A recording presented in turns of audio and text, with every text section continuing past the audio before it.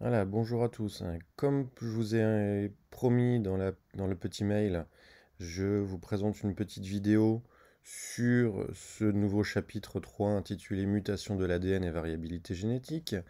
On va reparler ici, revoir un petit peu des notions que vous avez dû voir, vous reconnaissez déjà, que vous connaissez déjà, à savoir les mutations. Alors, comme d'hab, je vous ai remis une petite photo qui permet d'illustrer ce chapitre où on voit deux tigres, deux petits tigres, et c'est pas deux espèces différentes, mais c'est bien deux frangins. Donc on voit bien qu'ils n'ont pas la même tête. Comme si vous regardez votre frère ou votre sœur, oui, vous vous ressemblez, malgré tout ce que vous pouvez croire, hein, on n'aime pas trop des fois, mais oui, vous vous ressemblez, mais effectivement, vous êtes tous différents, et c'est ce qu'on peut voir ici. Oui, il y a des grandes différences. Alors, j'ai pu l'entendre dire hier, enfin mardi, avec l'autre groupe, ce n'est pas un tigre albinos, mais c'est bien une variation de la couleur du pelage, et c'est ce qu'on appelle hypomélanistique ou leucistique, parce que si vous regardez bien, ce petit tigre blanc, il a les yeux bleus. Si il était albinos, il aurait les yeux rouges. Même mon petit garçon à côté, il le sait. Un Jonas. Oui. Donc, vous avez peut-être déjà vu Fort Boyard. J'aurais pu mettre des serpents, mais je sais que j'aurais pu heurter la sensibilité de certains. J'aurais pu là même mettre une photo de mon ancien serpent qui avait cette couleur, un peu cette couleur-là. Et puis la couleur d'un serpent qui existe, comme celui de Blanche, par exemple, pour ceux qui voient, qui est effectivement lui aussi blanc aux yeux bleus, donc hypomélanistique, parce que dans son ADN, eh ben, il synthétise beaucoup moins de mélanine, mélanine qui est responsable de la couleur du pelage notamment. Ok.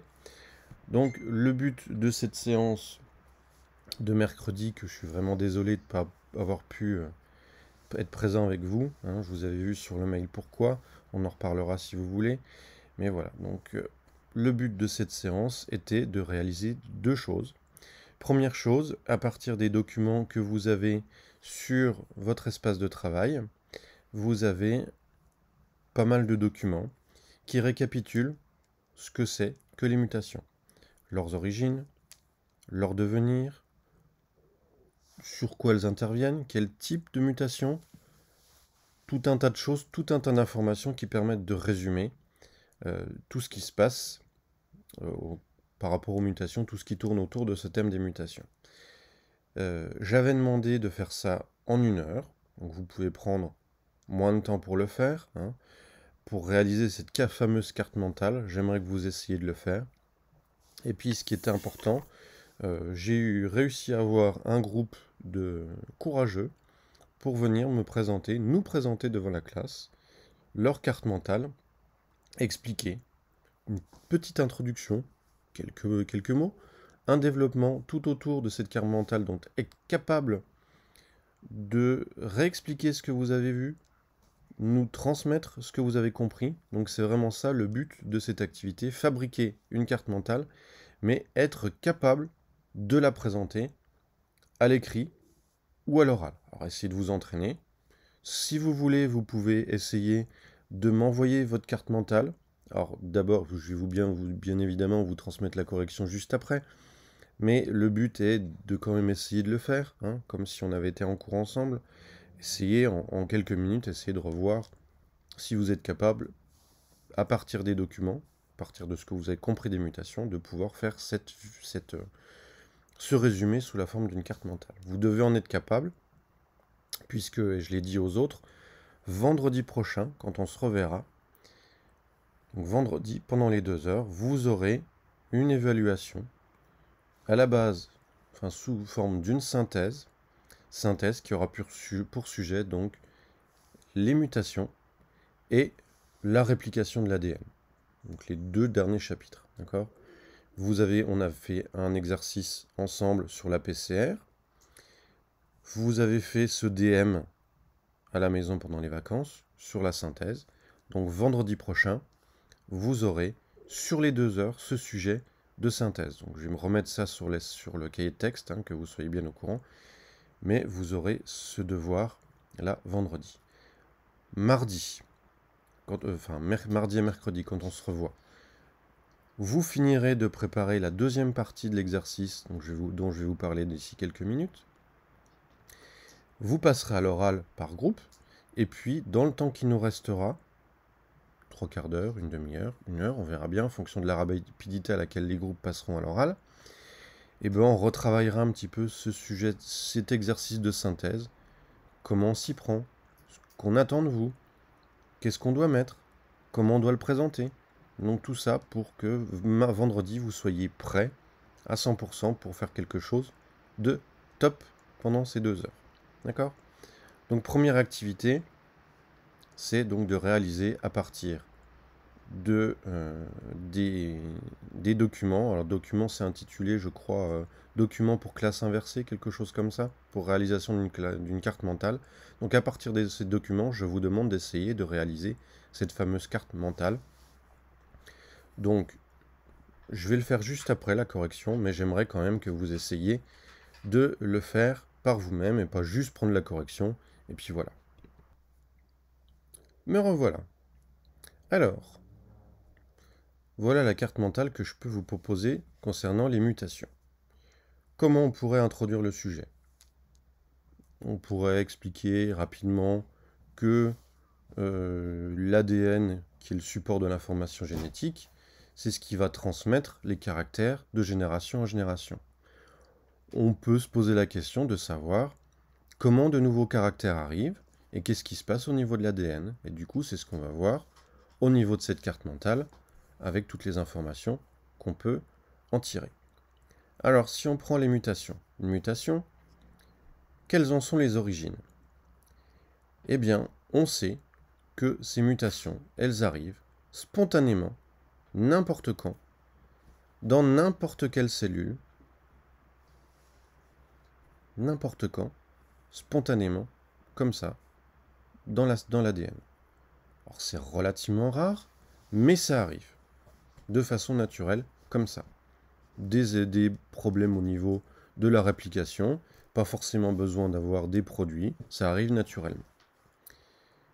Si ça arrive naturellement, et de manière spontanée, ça peut arriver de façon non naturelle, à savoir une mutation qui va être induite par un facteur extérieur, des produits chimiques, les UV, pour reprendre l'exemple du soleil, qui ne tape pas très fort en ce moment, mais quand même, c'est un agent mutagène. Ça peut provoquer des mutations qui seront réparées ou pas. C'est ce qu'on va voir juste après. Et puis une troisième origine de ces mutations, c'est ce qu'on appelle le génie génétique.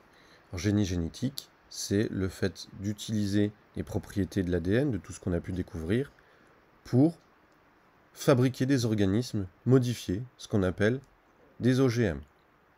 On a fait pas mal de... Il y a eu pas mal de soucis pendant il y a quelques années là-dessus, avec des gens qui étaient pour, des gens qui étaient contre. On va pas rentrer dans ce débat, mais ce génie génétique fait bien partie des origines des mutations possibles. Alors vous pourrez reprendre quelques exemples, on en a vu en cours. Une de vos camarades avait été regardée par acquis de conscience pour pouvoir un petit peu avoir des informations et avait trouvé une modification d'un gène chez des chèvres pour synthétiser une enzyme en plus, enzyme qui est présente dans le lait maternel, donc du lysozyme. Ce lysozyme permet de détruire certaines bactéries qui sont responsables de diarrhée. Donc on va modifier l'ADN de la chèvre pour fabriquer un lait qui se rapproche plus des caractéristiques du lait maternel, même si le lait maternel reste le meilleur lait, mais pour des raisons X ou Y, les mamans ne peuvent ou ne veulent donner du lait à leur bébé. Alors, pour élever des petits dans les meilleures conditions, on essaye de trouver d'autres solutions, notamment celle-ci. Vous pouvez également trouver l'exemple de la chèvre araignée, la spider chèvre, je vous laisserai aller regarder ce que ça donne. Elle grimpe pas au plafond, c'est pas ça, elle tisse pas d'étoiles non plus, mais vous pourrez aller voir ce que ça donne et pourquoi on l'appelle comme ça. Les mutations. Il peut y avoir plusieurs types. Vous verrez dans les documents. Mutation par substitution. En fait, on va prendre un nucléotide, au lieu d'être installé à la bonne place, il va être substitué par un autre. À la place d'un A, on va avoir un T, un G ou un C, etc., etc. Ça peut être par effacement ou par délétion. On va éliminer un ou plusieurs nucléotides. C'est ce qu'on appelle la délétion, l'effacement. Ça peut être un grand nombre de nucléotides qui peuvent être modifiés, ou un petit nombre. Ou une mutation par insertion. Comme son nom l'indique, on va rajouter une information, rajouter des nucléotides. Les cellules qui sont concernées, on en a deux types dans le corps. On a les cellules qui sont dites germinales. Cellules germinales, ce sont les cellules qui sont responsables de la fabrication des spermatozoïdes et des ovules. D'accord? Donc cellules germinales, cellules responsables de la formation des gamètes. Si on forme les gamètes, c'est utilisé dans la reproduction, on aura compris que si une mutation intervient dans ces cellules, elles auront de grandes chances d'être transmises à la descendance. Ok? Si l'autre type de cellules, c'est ce qu'on appelle les cellules somatiques, c'est toutes les autres cellules du corps. Là, à ce moment-là, s'il y a une mutation qui arrive dans une de ces cellules, cette mutation a de grandes chances de disparaître avec la mort de la cellule. Elle ne sera transmise, cette mutation, qu'à ces clones qui sont issus d'un type de division cellulaire qu'on appelle la mitose. Et l'autre, donc les cellules germinales, elles sont transmises par méiose. Ça, je pense que vous en rappelez, on l'a fait suffisamment. Quel est le devenir de ces mutations? Deux choix. Soit le système de réparation fonctionne, on ne va pas rentrer dans les détails, mais c'est à base d'enzymes, de complexes enzymatiques qui vont relire l'ADN derrière l'ADN polymérase et modifier la mutation qui a de grandes chances de disparaître. Sinon, vous imaginez, depuis le départ, on ressemblerait plus à notre espèce de départ, et c'est pour ça qu'il y aurait des nouvelles espèces. Donc premier type, réparation, donc disparition de cette mutation. Deuxième possibilité, l'ADN n'est pas réparé, et à ce moment-là, on peut avoir la création d'un nouvel allèle si ça intervient sur un gène qui va être conservé et transmis dans la descendance. Si c'est un gène qui n'est pas utile, si ça ne transforme pas de gène, il n'y aura pas de conséquences. Mais on pourrait imaginer, par exemple, pour la couleur de nos yeux, il y a des couleurs principales, mais il pourrait y avoir de nouvelles couleurs qui pourraient peut-être apparaître si il y a une mutation sur le gène qui code pour la couleur des yeux. Voilà.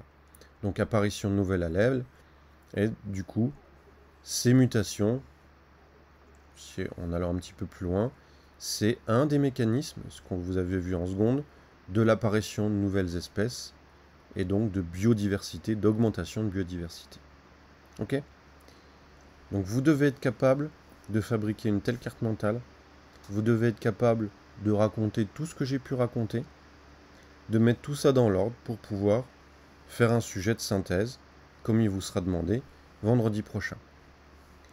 En plus de ça, il y a un autre exercice donc, sur lequel je vais vous lancer, comme j'ai pu lancer vos camarades mardi, c'est celui-ci, à savoir l'étude de quelques cas d'exemples de mutation.